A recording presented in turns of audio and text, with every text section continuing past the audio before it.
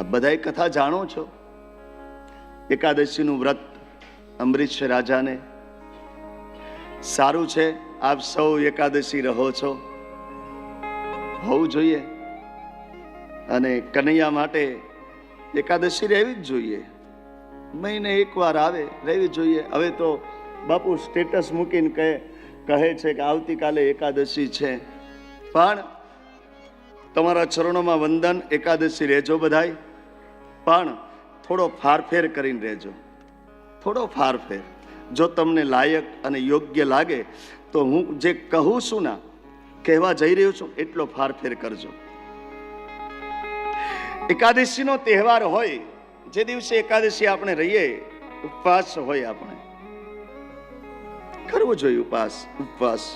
કારણ કે તે દિવસે અનુષ્ઠાન હોય, એટલે આપણે ફલહાર કરીને અનુષ્ઠાન કરીએ એકાદશીનું. ઓમ નમો ભગવતે વાસુદેવાયનું, અથવા તો તમને જે પ્રિય હોય એનું નામ તમે લઈ શકો. પણ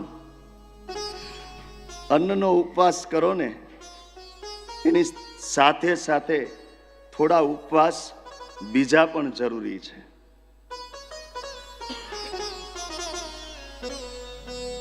આમાંથી ઘણા બધા પણ એકાદશી રહેતા હશે. દંડવટ તમારા ચરણોમાં. જે દિવસે એકાદશી હોય ને, અને તે દિવસે અન્નનો ઉપવાસ જરૂર કરજો. સાથે સાથે એક એ પણ ઉપવાસ કરજો કે આજે હું ક્રોધ નહીં કરું. આ ઉપવાસ કરજો કે આજે મારે એકાદશી છે, હું ક્રોધ નહીં કરું. બીજો ઉપવાસ એ કરજો કે આજે મારે એકાદશી છે, હું કોઈની સાથે વેર નહીં રાખું. ત્રીજો ઉપવાસ એ કરજો, આજે મારે એકાદશી છે, હું કોઈના દોષ નહીં જોઉં. ચોથો ઉપવાસ એ કરજો, મારે આજે એકાદશી છે, હું કોઈની વાતો નહીં કરું. પાંચમો ઉપવાસ એ કરજો, મારે આજે એકાદશી છે, મારામાં લોભ વૃત્તિ નહીં આવે. હા, લોભ કરજો. હરિનામ વધુ ને વધુ કેમ લઈ શકે, એનો લોભ કરજો. છઠ્ઠો ઉપવાસ એ કરજો કે આજે હું કોઈની નિંદા નહીં કરું. સાતમો ઉપવાસ એ કરજો કે આજે સવારથી સાંજ સુધીમાં મારામાં અહંકારને હું નહીં આવવા દઉં. આઠમો ઉપવાસ એ કરજો કે આજે મારે એકાદશીનું વ્રત છે, મારી દ્રષ્ટિમાં હું ભેદ નહીં રાખું. મારી દ્રષ્ટિમાં હું પવિત્રતા રાખીશ. નવમો ઉપવાસ એ કરજો કે ઠાકુર,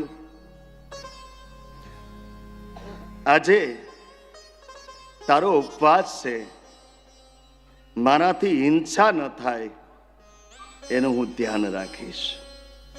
દસમો ઉપવાસ એ કરજો, માલિક, આજે મારાથી કોઈનો આત્મા ન દુભાય એવું હું કટુ વેણ નહીં બોલું.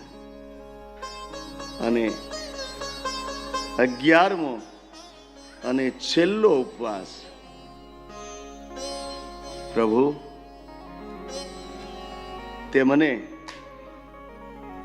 જન્મ આપ્યો છે, તે મારા ઉપર કૃપા કરી છે કે હું એકાદશીનું વ્રત રહી શકું છું. તો પ્રભુ, આજના દિવસ માટે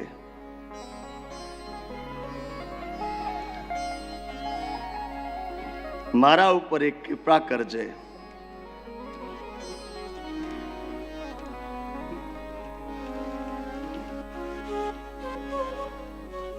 માલિક, દયાળુ, તારી કૃપા અતિ છે મારા પર.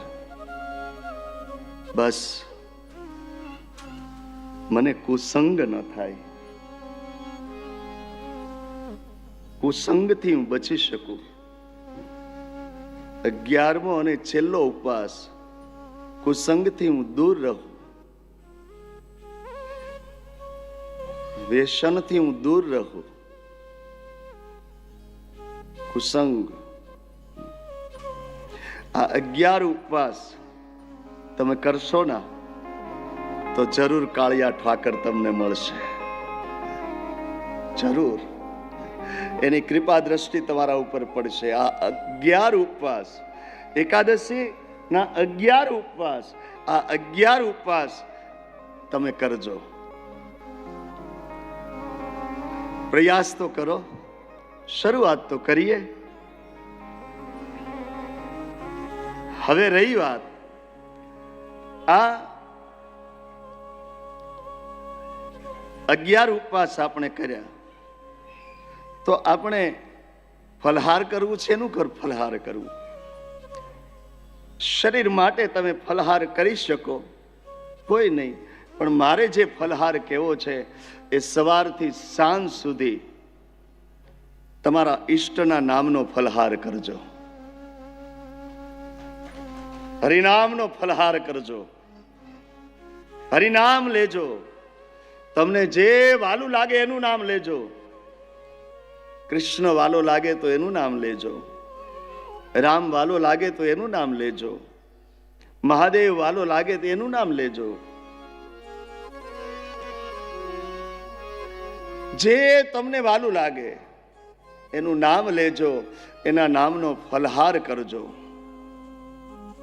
અને નિર્જળા એકાદશી હોય તો કોઈ સવાલ નથી, પણ નિર્જળા એકાદશી ન હોય અને તમારે પાણી જ પીવું હોય, જળ પીવું જ હોય તો હરિનામનો રસ પી લેજો. હરિ રસ પીવે બીજાને પાય.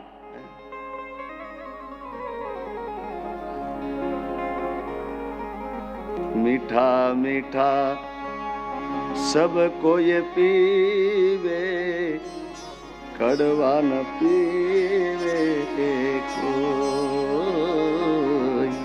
મીઠા મીઠા સબ કોઈ પીવે, કડવા ન પીવે કોઈ.